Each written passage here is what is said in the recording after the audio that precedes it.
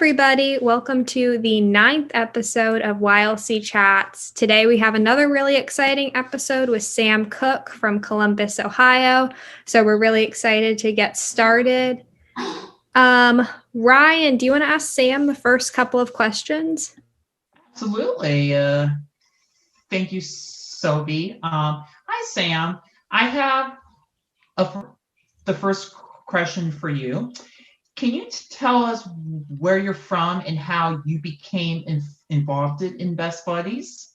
Yeah, absolutely. So I am from Columbus, Ohio now, but I found Best Buddies in college. I went to Center College, which is a small school in central Kentucky, about 45 minutes south of Lexington. And I wasn't able to make it to what we called Activities Expo, which is where you have the tables all outside. The freshmen go and sign up for all the clubs they want to join. So I asked my roommate if she wouldn't mind signing me up for any clubs that she thought that I might be interested in, or any clubs that she was signing up for, since I was missing it. And then I'd just at least get on their email lists and kind of go from there. And she signed me up for Best Buddies. I had never heard of it before. It wasn't at my high school. And I went to the first meeting and just absolutely fell in love. That is awesome because I know back at my high school we didn't have Best Buddies, and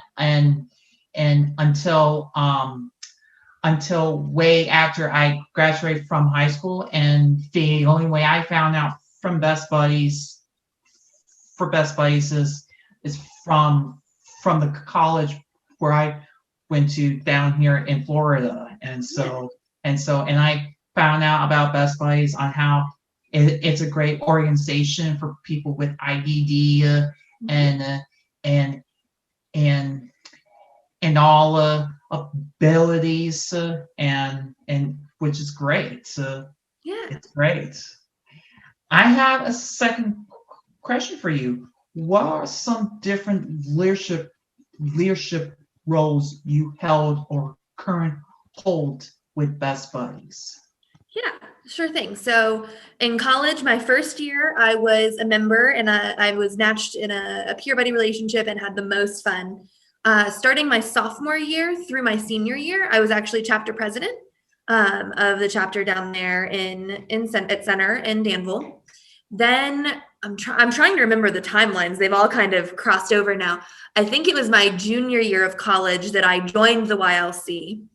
And then it was at the end of my senior year of college, which would have been the end of my 2-year term as a YLC member, that I was elected chair of the YLC. And I was chair of that for 2 years until last year when Mitch took over. And at that point, I was on the board of directors for Best Buddies International, as well as I had been on the Best Buddies board of directors, the advisory board in Kentucky. And I was selected to be a global ambassador last year, I think. And then now with some organizational changes, I am the volunteer chair of the Global Ambassadors Program. But what is your favorite thing about Best Buddies? That's such a tough question. Every time when people ask me what my favorite part is, I feel like I give a different answer because it just depends on how I'm feeling that day, because what's not to like, right? I mean, we do so much good work and so many cool things.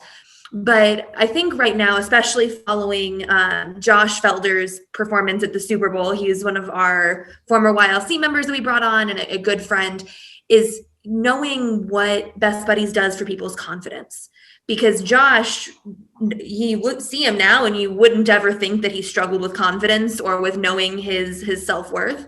But before Best Buddies, he really struggled with that journey.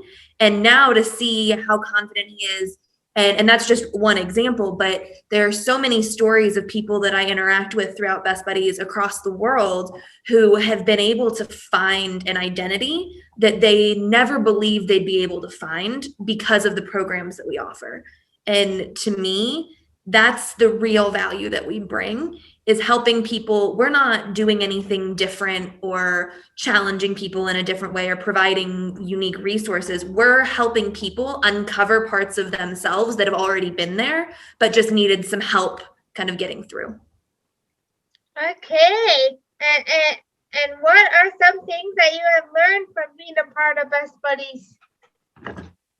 I have learned a number of things, and I'm still learning. But one of the things that always strikes me and that I think I've learned the most is how needed programs like this are in order to help people begin to really see inclusion as something that's needed.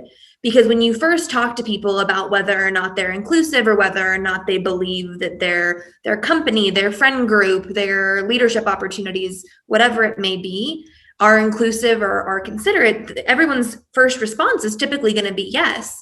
But it's being able to provide the education to help back that up. And I think that's something that I've learned throughout my time at Best Buddies, is how to explain the importance of the genuine connections that we foster here and why those are valuable beyond just a college club, but it's really something that becomes a lifestyle.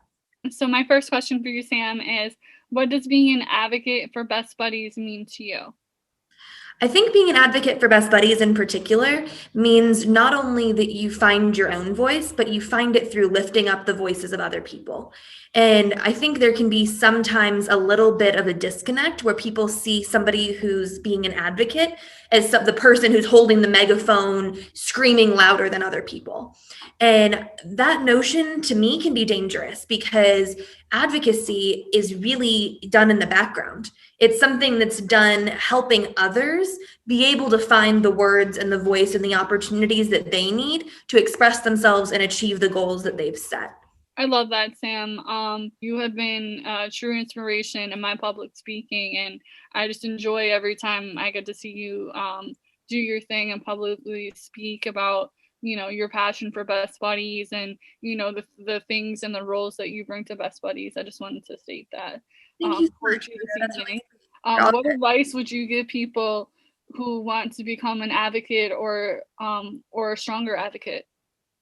I think the advice that I would give is to look for ways to integrate advocacy into your daily life, into little things throughout the day, little things throughout the week. When you hear the word advocacy, sometimes people see it on this grand scale. And that's not to say that there isn't a time and place for kind of large, big picture advocacy, but you as an individual can make a difference in if you hear a conversation going on and you're like, maybe there was a better way that situation could have been handled. You can go provide insight to somebody who might not have had that before. If you see a commercial that looks really cool, it's like, wow. So I was talking to my mom actually the other day. Northwestern Mutual just released a commercial that, to my knowledge, is one of the first commercials that highlights autism done by a major company that doesn't have anything to do with autism. It's talking about a mom and her son starting a business of sensory-friendly soaps based on the fact that she had a son with autism. And being able to talk about that with people and get them to recognize something that they might not have otherwise seen or even placed value on is how those changes start to go from micro to macro. So Sam, what are some changes you would like to see in our country in regards to inclusion? That is a big question, Margot. That's a really big question. But I think that something I have already been seeing progress in, but would love to see us continue to make progress, is people realizing that you don't have to know everything to begin the conversation. And I think that whether it's disability, whether it's race, whether it's anything in our country that might not have always been done well, we've begun to see a culture of people coming forward and saying, I want to do better. Can you teach me what I need to know to be a better advocate, to be a better citizen, to be a better ambassador for inclusion? And I'd love to see us continue moving that needle forward and helping people be able to realize that it's okay to say, you know what, I don't have much of a background in inclusion or in working with people with IDD. I don't even know what IDD means. Can you tell me? And the more that happens, the better we're going to see the world become. Thank you so much, Sam. I really, you're really inspiring, and I truly believe the words that you had just spoken. Thank you. I appreciate that. Yeah, thank you so much. This was a really great interview. I'm so happy we could have you on. You've done so much for Best Buddies and for the YLC, which obviously we're all a part of. So Thank you so much. And we'll be linking Sam's social media in the description below so you can follow her and learn more about her. And as always, you can go to Best Buddies' website to learn more information about our different programs.